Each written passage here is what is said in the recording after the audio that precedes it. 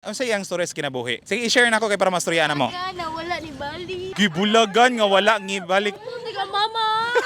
Gibulagan daw og wala ni balik. Kinsa na siya? Ayaw ra. Nga naman. Ha?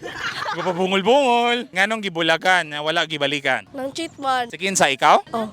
Dili ako siya. Siya pa'y nang cheat sa pagwi nakigbulag. Ako may tigbulag, siya may nang cheat. Nganong gichitan man? Kulang raman daw. Unsay kulang? Kulang ang unsa. Klaruhan ang unsay kulang. Kulang sa tagad ba? Siya? Ako. Ikaw kulang sa tagad? Magpatagad ba? Dili kay ko matagad. Dili kay kamo tagad niya mo kagichitan? Iili sa glain? Kay low-key po na. Luki ang relationship. Tapos kulang kag tagad niya. Ano man kulang man nimong tagad niya? Lora, di ro ko ganay ana ra jud ko. Ah, batasan na nimo. So deserve day nimong chitan ka. Makaingon ka? Dili pod. Dili po na tong usas mahimong rason nganong bulagan pod no ang tagad. Pero kailangan man po tagdo nimo imong partner. Wala kang gani. Una nga naman kulang man tagad. Ang uli na ta. Auto. Bitaw-bitaw nga nung nakulang po dagdagad kay mura po dili kay seryoso po ang relasyon.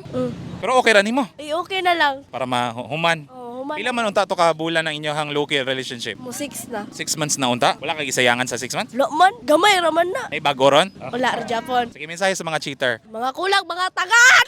Shout out na mi Auntie Berlin diya. Balibol na ta, ato na ta. Coach, kisa ba to coach? Tawa na kaila. Ha? Si Coach Elmar. Dako man to glawas.